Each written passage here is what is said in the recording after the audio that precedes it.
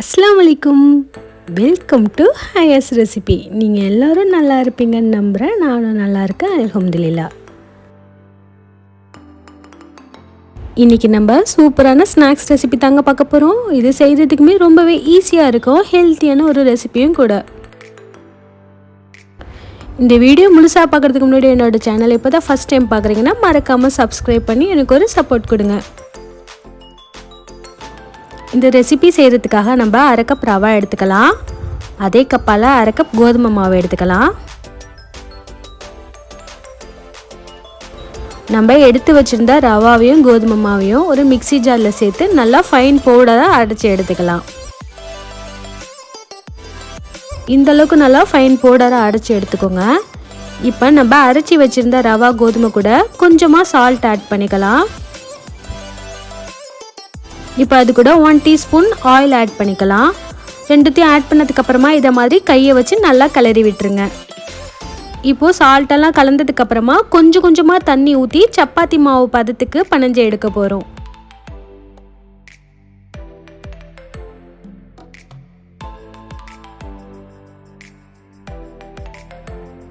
இதை மாதிரி கொஞ்சம் கொஞ்சமாக தண்ணி ஊற்றுனீங்கன்னா உங்களுக்கு தண்ணியோட அளவு கரெக்டாக வரும். இந்த அளவுக்கு சப்பாத்தி மாவு மாதிரி நல்லா பனஞ்சு எடுத்துக்கலாம்.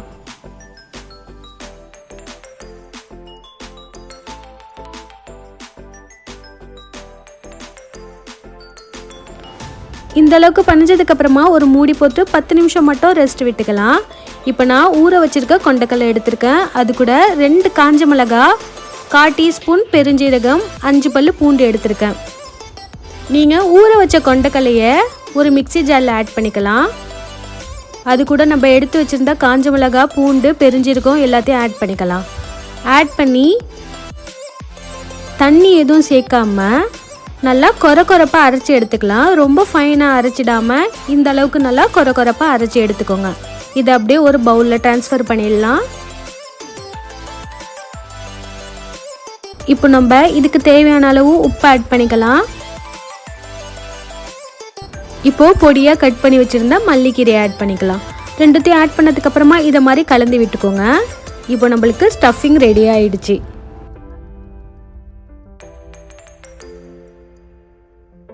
இப்போ நம்ம 10 நிமிஷம் ஊற வச்சுருந்த மாவை இதை மாதிரி கொஞ்சமாக டஸ்ட் பண்ணி நல்லா சப்பாத்தி மாவு மாதிரி திரட்டி எடுத்துக்கலாம். எந்த அளவுக்கு தின்னா திரட்ட முடியுமோ அந்த அளவுக்கு தின்னா திரட்டிக்கலாம்.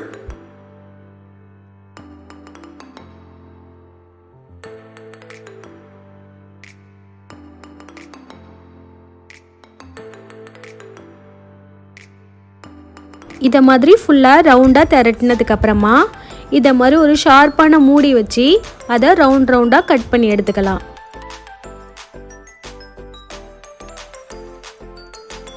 இதை மாதிரி நீங்கள் எல்லாத்தையும் கட் பண்ணி எடுத்துக்கோங்க.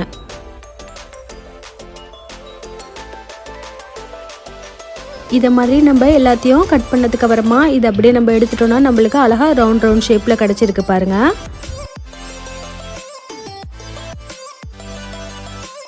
இதை மாதிரி மீதி உள்ள மாவையும் திரட்டி நம்ம எல்லாத்தையும் கட் பண்ணி எடுத்துக்கலாம்.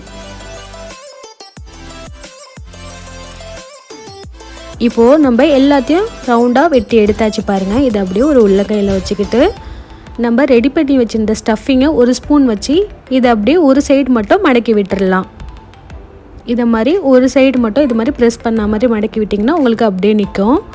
இதே மாதிரி நம்ம எல்லாத்தையுமே மடக்கி எடுக்க போகிறோம்.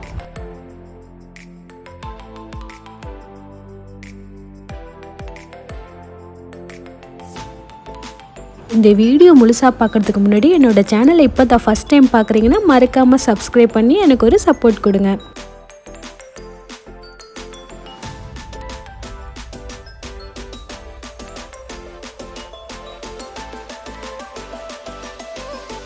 இப்போது இதை மாதிரி பொறுமையாக எல்லாத்தையும் நம்ம மடக்கி எடுத்துக்கலாம்.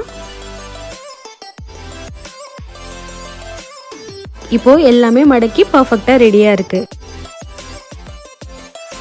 இதை அப்படியே ஒரு ஸ்டீமரில் ஆட் பண்ணி வேக வச்சு எடுத்துக்கலாம். உங்கள்கிட்ட ஸ்டீமர் இல்லைன்னா இட்லி பாத்திரத்தில் வச்சு அப்படியே நீங்கள் வேக வச்சு எடுத்துக்கோங்க. ஒரு 10 நிமிஷம் வேக வச்சா போதும், நம்மளுக்கு சூப்பராக வெந்து வந்துடும். இதை அப்படியே சின்னதாக ஒரு தாளிப்பை கொடுத்துடலாம். ஒரு பேன் வச்சு அது ஹீட் ஆனதுக்கப்புறமா அதில் 1 டீஸ்பூன் ஆயில் ஆட் பண்ணிக்கோங்க. ஆயில் ஹீட் ஆனதுக்கப்புறமா அது கூட நம்ம 1 டீஸ்பூன் கடுகு ஆட் பண்ணிக்கலாம். கடுகு நல்லா பொரிஞ்சு வரட்டும். கடுகு நல்லா பொரிஞ்சதுக்கப்புறமா ஒரு வெங்காயத்தை குட்டியாக கட் பண்ணி வச்சுருக்கேன், அதையும் ஆட் பண்ணிக்கலாம். இப்போது அது கூடவே வாசனைக்காக ஒரு கொத்து கருவேப்பிலை ஆட் பண்ணிக்கலாம். இப்போது காரத்துக்காக கட் பண்ணி வச்சுருந்த 3 பச்சை மிளகாவை ஆட் பண்ணிக்கலாம்.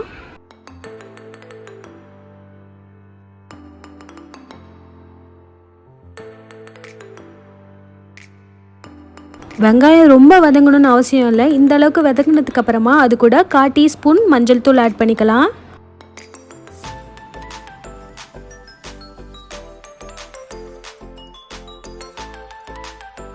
இப்போது எல்லாமே வதங்கினதுக்கப்புறமா வேக வச்சு வச்சுருந்த ஸ்நாக்ஸை அப்படியே உள்ளார ஆட் பண்ணிக்கலாம்.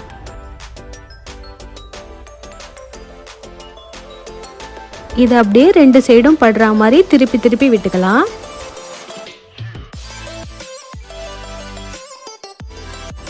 மஞ்சத்தூள் ஆட் பண்ணி செஞ்சதுனால அந்த கலரெல்லாம் பர்ஃபெக்டாக வந்திருக்கு பாருங்கள். இதை மாதிரி நம்ம 2 சைடும் திருப்பி திருப்பி போட்டு எடுக்க போகிறோம்.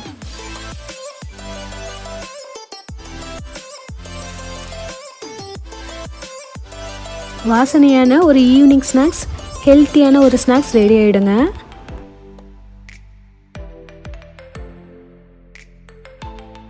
இதை மாதிரி 2 சைடு வெந்ததுக்கப்புறமா ஃபைனலாக மல்லிக்கீரையை தூவி விட்டுடலாம். அவ்வளோதாங்க, சூப்பரான ஈவினிங் ஸ்நாக்ஸ் நம்மளுக்கு ரெடி ஆகிடுச்சுங்க. ஹெல்த்தியான ஸ்நாக்ஸும் கூட. நம்ம எண்ணெயில் முக்கி பொரிக்காமல் இதை மாதிரி ஆவியில் வேக வச்ச ஸ்நாக்ஸ் சாப்பிட்றதுக்குமே ரொம்பவே டேஸ்டியாக இருக்கும். கண்டிப்பாக செஞ்சு பார்த்துட்டு எப்படி இருக்குன்னு எனக்கு கமெண்டில் சொல்லுங்கள்.